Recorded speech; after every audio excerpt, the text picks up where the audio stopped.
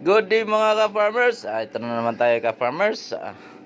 Sa lahat ng backyard racing dyan ka-farmers ay God bless sa ating lahat ka-farmers. For today's video ka-farmers ay mag-i-inject tayo ng purga sa ating biik at mag-i-inject din tayo ng iron sa inahin mga ka-farmers dahil 100 days na sila sa pagbubuntis niya ka-farmers. At ito na nga ka-farmers ay ninjikan ko na yung biik na naiwan. 4 to sila ka-farmers. Ayan. Bakit ba tayo mag-i-inject ka-farmers sa ating mga biik, sa ating patining, sa ating inahin? Gusto lang natin mawala yung mga bulati ka-farmers. Lalong lalo na matagal sila na gikas sa paghiwalay nito ka-farmers for 5 days. Gusto nating mawala, mawas out yung mga bulati sa kanilang katawan ka-farmers. At maganda din ito ka-farmers sa paglaki nila ka-farmers. Ito nga farmers, ang sobrang likot ka-farmers, kaya ganyan yung sabi niya, mana-mana ka-farmers. Yan pakinggan niya ka-farmers. Mana-mana.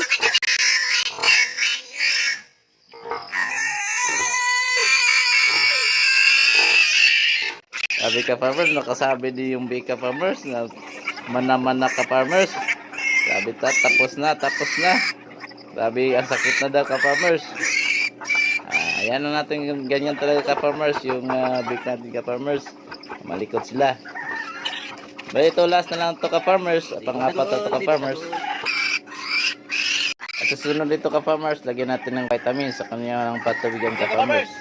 Tapos na tayo. Ito pala yung 4 ka-farmers na naiwan dun sa 13 piglets natin. Naibintan na natin yung siyam ka-farmers. Tapos yung dalawa namatayan tayo ka-farmers. 15 dapat to ka-farmers. 13 na lang. Hindi talaga maiwasan ka-farmers dahil sa ano din tayo sa ibang gawain ka-farmers, kaya para hindi talaga sa atin yun ka-farmers. Ayan. Pinulkan natin ka-farmers dahil 45 days na ngayon ka-farmers, kaya kailangan natin purgahin. Ayan. Yan lang ka-farmers. Happy farming sa lahat. God bless sa ating lahat ka-farmers. Bye bye.